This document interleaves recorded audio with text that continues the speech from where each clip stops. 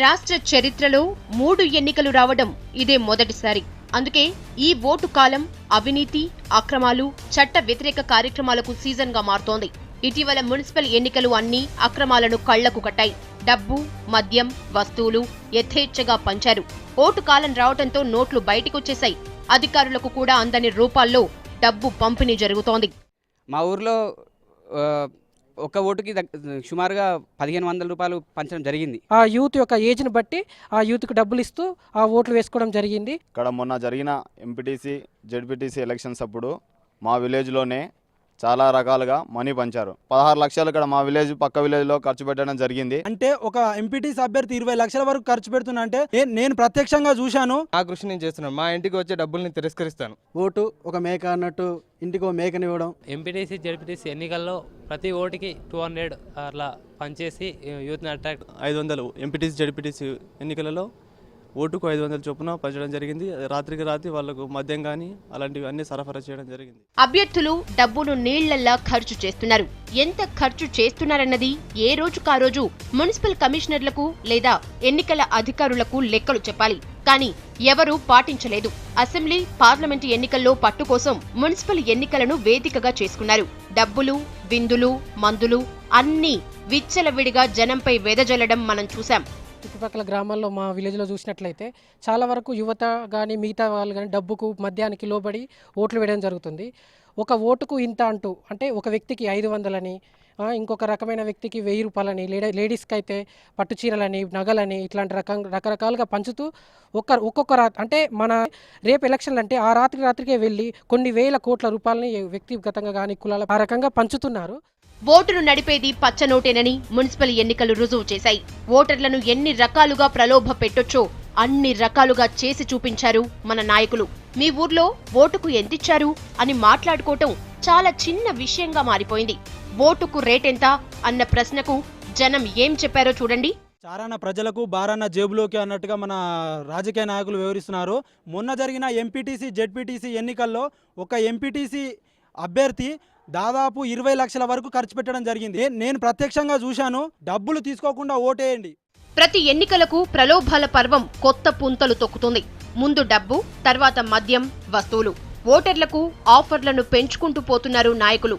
ఈసారి ఇంకాస్త ముందుకు వెళ్లి ఇంటికో కోడి, మేక అంటూ ఓటర్లను ప్రలోభ పెడుతున్నారు. మొన్న జరిగిన ఎంపీటీసీ, జెడ్పీటీసీ ఎన్నికల్లో మామూలుగా మా పార్టీకి ఓటేయండి, మా పార్టీకి ఓటేయండి అని చెప్పేసి మా ఇంటికి వచ్చి డబ్బులు ఇవ్వడం కానీ, తర్వాత ఇంటికి ఒక మేక, ఓటు ఒక మేక అన్నట్టు ఇంటికి ఒక మేకనివ్వడం, తర్వాత మద్యాన్ని ఇచ్చి ప్రజలను ప్రలోభపెట్టి వాళ్ళ పార్టీకి ఓట్లు వేయించుకోవడానికి చాలామంది ప్రయత్నించారు.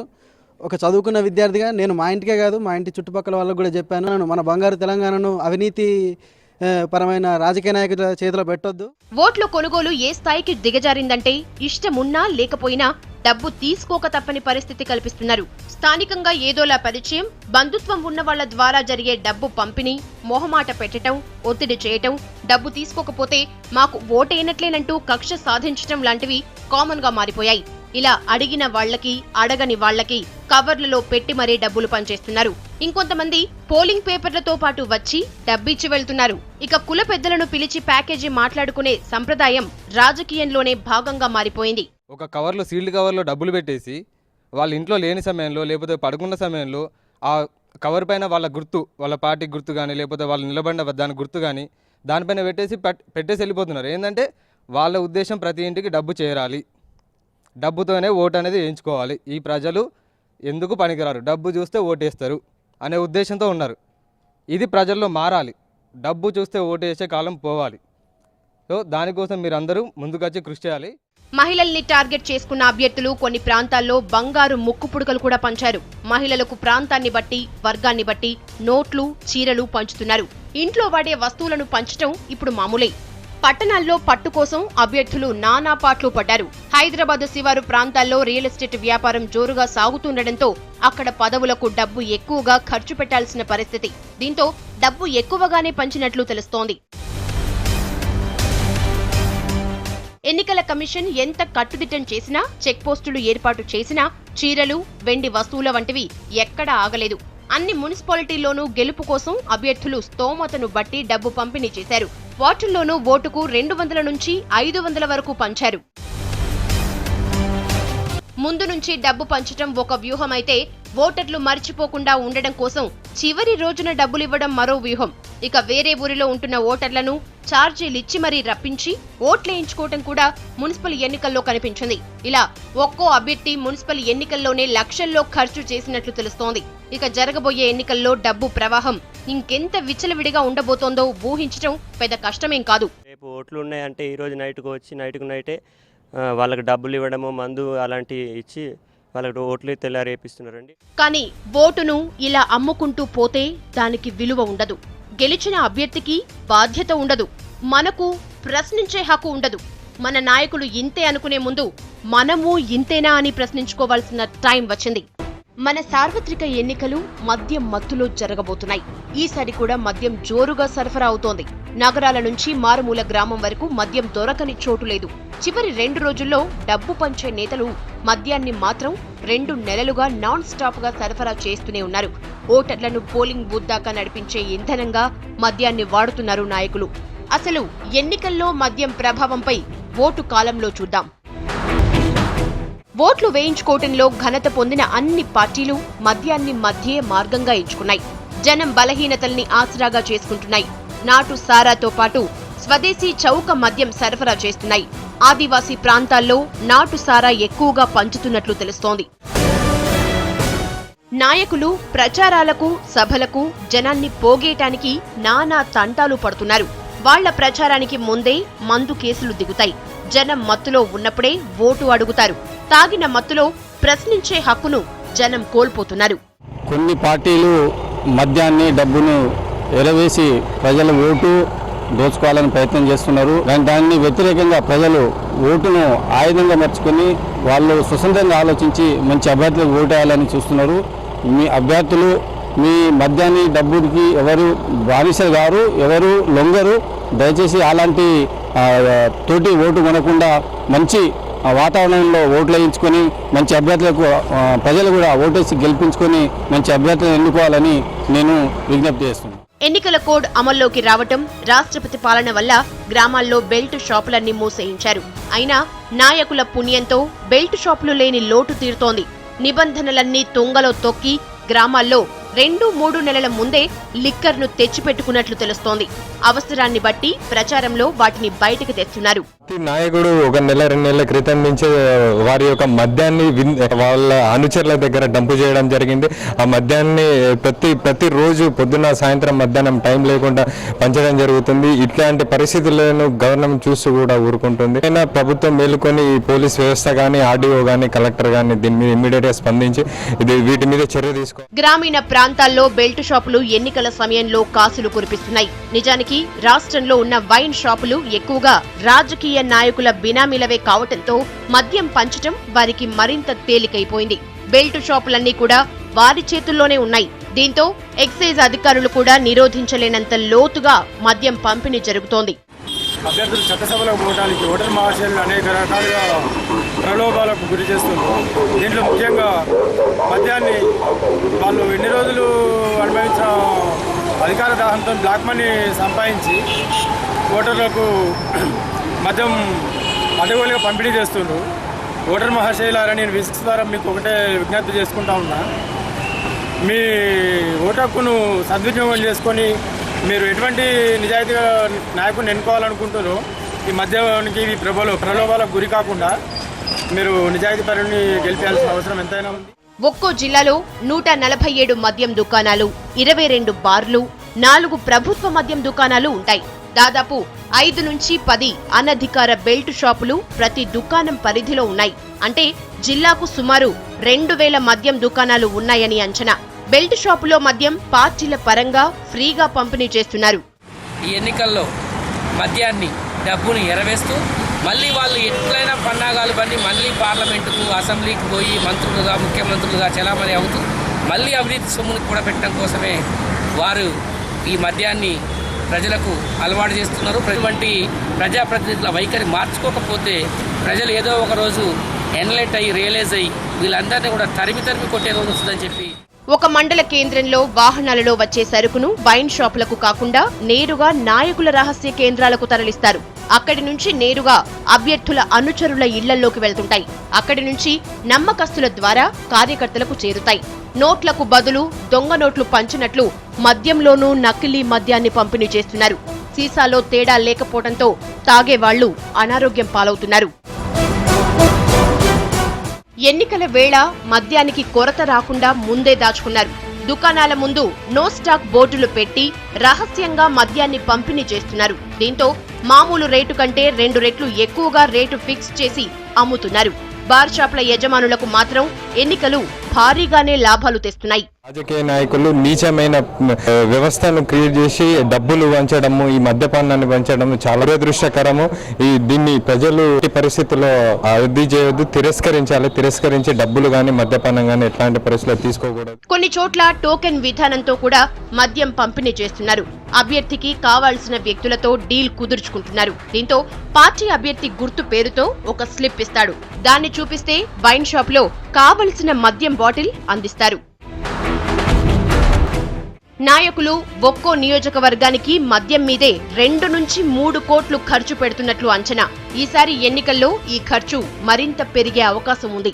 పోటీ చేస్తున్న అభ్యర్థులు వాళ్ళ సొంతంగా వైన్సులు, బ్లాక్ మనీ ఉన్నవారే అందరూ దాన్ని ఇప్పుడు బయటికి తీసి ప్రజలను ప్రలోభ చేస్తూ వాళ్ళ ఓట్లు వాళ్ళ సైడు మలుచుకోవడానికి వాళ్ళు ప్రయత్నిస్తున్నారు. ఎందుకంటే ఇలాంటి వాళ్ళు సామాన్య ప్రజలను మద్యంతో ప్రలోభపరిచి వాళ్ళ ఓట్లు రాబట్టుకోవడం కోసం వాళ్ళు ఏమైనా చేస్తారు. రాష్ట్రంలో ఎన్ని చెక్ పోస్టులు పెట్టి తనిఖీలు చేసినా మద్యం ప్రవాహం ఆగడం లేదు. ఒక్క ఆంధ్రప్రదేశ్లోనే 132 కోట్ల లీటర్ల మద్యాన్ని అధికారులు పట్టుకున్నారు. 5 ఏళ్ల తలరాతను రాసే ఓటుకు మన నాయకులు కట్టిన రేటు కొన్ని రోజుల మద్యం. దీని ఫలితం కుటుంబాలను కూడా నాశనం చేస్తోంది. మద్యం కోసం ఓటును పణంగా పెట్టే ఓటర్లు ఆలోచించాల్సిన అవసరం ఉంది. మీ బలహీనతకు మీ కుటుంబం మూల్యం చెల్లించుకోవాల్సిన ప్రమాదం ఉంటుందని గుర్తుంచుకోవాలి. భారత రాజ్యాంగం లింగ వివక్ష లేకుండా అందరికీ ఓటు హక్కు కల్పించింది. ఇప్పుడున్న 80 కోట్ల ఓటర్లలో దాదాపు 40 కోట్ల మంది మహిళలే. అందుకే వారి ఓట్ల కోసం మన పార్టీలు నానా గడ్డి కరుస్తుంటాయి. వారిని అనేక విధాలుగా ప్రలోభాలకు గురి చేస్తాయి. 67 సంవత్సరాల్లో సరైన రక్షణ కల్పించలేని మన నాయకులు ఓట్ల కోసం మాత్రం గడప గడప తొక్కుతున్నారు. అసలు మహిళల ఓట్లకు గాలం వేసేందుకు నాయకులు ఎలాంటి ప్లాన్లు వేస్తున్నారో ఓటు కాలంలో చూద్దాం. మహిళలకు 90% మహిళలకు పాలిటిక్స్ గురించి ఏం ఐడియా ఉండదు. అడిగే హక్కు ఈ సంస్కృతి ఎక్కడి నుంచి వచ్చింది? ఆడవాళ్ళకు డబ్బు ఇచ్చి, చీరలు ఇచ్చి, నగలు ఇచ్చి అలా అట్రాక్ట్ చేయాలని చూస్తున్నారు. ఏదో బాగుంది, చాలా వచ్చేస్తున్నాయి, వేసేద్దాం, ఒక్క ఓటే కదా, కమ్మకి మంచి చీర వస్తుంది. మహిళల బలహీనతల్ని కూడా నాయకులు వాడుకుంటున్నారు. గ్రామీణ ప్రాంతాల్లో పురుషులకు మద్యం ఎర చూపించే పార్టీలు మహిళల్ని కూడా ప్రలోభాలకు గురి చేస్తున్నారు. చీరలు పంచడం వాటిలో ఒకటి. వాటిని పంచడం వల్ల వద్దనే వాళ్లు కూడా ఉండరు. ఈ పంపకం గ్రామాల్లో ఎక్కువగా జరుగుతుంది. ఎన్నికలకు నెల ముందు నుంచే చీరలు పంచుతారు. ఈ కార్యక్రమం బహిరంగంగానే జరుగుతోంది. పోలీసుల తనిఖీల్లో బయటపడితే పెళ్లి కోసమో ఏదో వేడుక కోసమో తెచ్చామని చెప్పి తప్పించుకుంటుంటారు. మెయిన్గా టార్గెట్ చేసేది మహిళలను. ఎందుకంటే మహిళలకు 90% మహిళలకు పాలిటిక్స్ గురించి ఏం ఐడియా ఉండదు. ఏ పొలిటికల్ పార్టీ దేశాన్ని అభివృద్ధి చెందడానికి ఏం చేస్తున్నాయో వాళ్ళకి ఏం అవగాహన ఉండదు. కాబట్టి ఏ పార్టీస్ ఎక్కువ గిఫ్ట్స్ ఇస్తే దానికి అట్రాక్ట్ అయ్యి ఏం తెలియకుండా వాళ్ళకి ఓట్ వేయడం జరుగుతుంది. దాన్ని బట్టి ఉమెన్ని చీట్ చేసి ఓట్ తీసుకుంటున్నారు. అంతేగాని కరెక్ట్గా ఎవరు పాలిటిక్స్లో ఓట్ పొందడానికి కష్టపడట్లేదు. ఇక ఓట్ల కోసం ఇంట్లో వస్తువులను కూడా పంచుతున్నారు. మిక్సీలు, కుక్కర్లు, ఐరన్ బాక్సులు లాంటి ఇంటి ఉపకరణాల్ని పంపిణీ చేయటం ప్రతి ఎన్నికల్లోనూ మామూలే. వీటిని కూడా నాయకుల ఇంట్లో శుభకార్యాల పేరుతోనో పుట్టినరోజు వేడుకల పేరుతోనో పంచుతూ ఉంటారు. మహిళల అమాయకత్వాన్ని ఆసరాగా తీసుకుని వస్తు రూపంలో ఇస్తే ఖచ్చితంగా ప్రభావం ఉంటుందన్నది నాయకుల తెలివి. మహిళల్ని ఆకర్షించటం వల్ల వారు ఇంట్లో వారిని కూడా ప్రభావితం చేస్తారన్నది నాయకుల నమ్మకం. అందుకే మహిళల్ని తాత్కాలిక ప్రలోభాల్లోకి నెట్టి మోసం చేస్తుంటారు. ఎలక్షన్స్ నాయకులు ఎలా ఉన్నారంటే ఆడవాళ్ళకు డబ్బు ఇచ్చి, చీరలు ఇచ్చి, నగలు ఇచ్చి అలా అట్రాక్ట్ చేయాలని చూస్తున్నారు. కానీ మనం అలాంటివన్నీ ఎంకరేజ్ చేయదు. ఎందుకంటే ఆ డబ్బు మనదే, ప్రజలదే. కానీ వాళ్ళు పంచే విధానం కరెక్ట్ కాదు. అండ్ ఇంకా మనం పీపుల్ కూడా దాన్ని ఎంకరేజ్ చేయొద్దు. మెయిన్గా ఎలా ఇస్తున్నారంటే వాళ్ళు ఒక ఫ్యామిలీలో 4 మెంబర్స్ 3 మెంబర్స్ ఉంటే అలా ఎర్లీ మార్నింగ్స్ అంటే 4 o'clock 3 o'clock అలా వచ్చి మనీ పంచడం అలాంటివన్నీ చేస్తున్నారు. సో ఇప్పుడు మనం ఏం చేయాలంటే ఎవరైతే ఎక్కువ డబ్బులు ఇస్తున్నారో వాళ్ళని కాకుండా నేషన్ని సరిగ్గా చూసుకోగలరా లేరా దాన్ని బట్టి మనం ఓట్ చేయాలి, మన ఓటుని సరిగ్గా యూజ్ చేసుకోవాలి. నిజానికి మహిళలకు చీరలు పంచినా, వస్తువులు పంచినా ఇవన్నీ గ్రామాల్లో మహిళా సంఘాలతో చేస్తూ ఉంటారు. దీనికి డ్వాక్రా గ్రూపులు ఉపయోగపడుతుంటాయి. డ్వాక్రా మహిళలకు నేరుగా అకౌంట్లలో డబ్బులు వేసే పద్ధతి కూడా కొనసాగుతోంది. గ్రూప్ లీడర్ అకౌంట్లో డబ్బు వేస్తారు. ఆమె గ్రూప్ మెంబర్లను పిలిచి డబ్బు పంచుతుంది. దీంతో మహిళా సంఘాలు మీటింగ్లలో తీర్మానం చేసుకుని ఓటు ఎవరికి వేయాలో నిర్ణయించుకుంటారు. ఊళ్ళలో వెళ్ళి మనం నోట్లు పంచుతున్నామంటే వాళ్ళు చాలా కష్టపడి కూలీలు రైతులు చాలా కష్టపడితే కానీ వాళ్ళకు ఒక 500 వస్తున్నాయి. అదే ఎవరైనా పార్టీ వాళ్ళు వెళ్ళి 500 ఇస్తే ఎన్నో రోజులు కష్టపడితే మనకి వస్తాయి. ఇది తీసుకొని వాడికి ఓటేస్తే ఏం కాదు, ఎవరి ప్రభుత్వం వచ్చినా ఇంతే జరుగుతుంది కదా, ఎవరికి ఓటేస్తే ఏమైంది అన్న ఫీలింగ్ వాళ్ళలో ఉండిపోయింది. అది కూడా మనమే తీసుకొచ్చాం వాళ్ళు, కానీ వాళ్ళకు ఒక మోటివేషన్ వాళ్ళకి తెలియచేయట్లేదు.